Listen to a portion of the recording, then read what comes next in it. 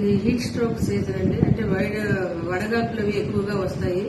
So మనం ఇలాంటప్పుడు ఏంటంటే ఎమర్జెన్సీగా వర్క్ ఉంటే తప్పితే 10 గంటల నుంచి 3 వరకు బయటకు రాకూడదు. బాగా ఎండే తర్వాత బట్టలు కాటన్ దుస్తులు ధరించాలి. టోపీ కూడా పెట్టుకోవాలి. తర్వాత ఓఆర్ఎస్ అడిగడికి దాహం అయిపోయినా సరే మనం వాటర్ గంటకి తాగుతుంటే మనకి డిహైడ్రేషన్ రాదు. తర్వాత మరీ ఏమైనా కళ్ళు తిరిగి పడిపోయి ఇలాగ అయితే కాస్త నీడలోకి వెళ్ళి అక్కడ మన హెల్త్ డిపార్ట్మెంట్ దగ్గర ఓఆర్ఎస్ ప్యాకెట్స్ ఉంటాయి, అది తాగాలి. తర్వాత మేము పిఎస్సీలో డాక్టర్స్ అందరికీ చెప్పాము. ఒక 2 బెడ్స్ సెపరేట్ గా దానికోసమే పెట్టారు. ఏమైనా ఇలాగా వడగాల్పుల వల్ల జరిగిన ఎవరికైనా ఇలాగా పడిపోతే కళ్ళు తిరిగి వెంటనే తీసుకొస్తారు. తర్వాత హాస్పిటల్స్ లో ఓఆర్ఎస్ కార్నర్ కూడా ఒకటి పెట్టాము. ఒక కార్నర్ లోనే వాటర్ ఓఆర్ఎస్ ఎమర్జెన్సీగా పేషెంట్స్ వచ్చి తాగడానికి. ఇలాగ మనం ప్లాన్ చేసుకుని ఉంటే అది ఏమవుతుంది. ఏమైనా ఎమర్జెన్సీ అయితే ఇమీడియట్ గా కన్సర్న్ పిహెచ్సి దగ్గరలో ఏది ఉంటే అది మీరు అటెండ్ అవ్వాల్సిందిగా కోరుతున్నాను.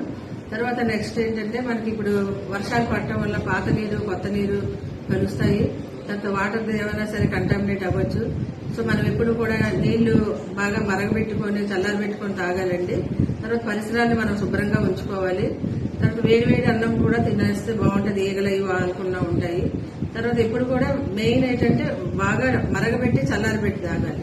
ఇలాగ వాటర్ కంటామినేటెడ్ అయితే మాత్రం మనకి వాంతులు విరోచనాలు టైఫాయిడ్ ఫీవర్స్ ఇవన్నీ వస్తాయండి. తర్వాత వైరల్ ఫీవర్స్ కూడా వస్తాయి.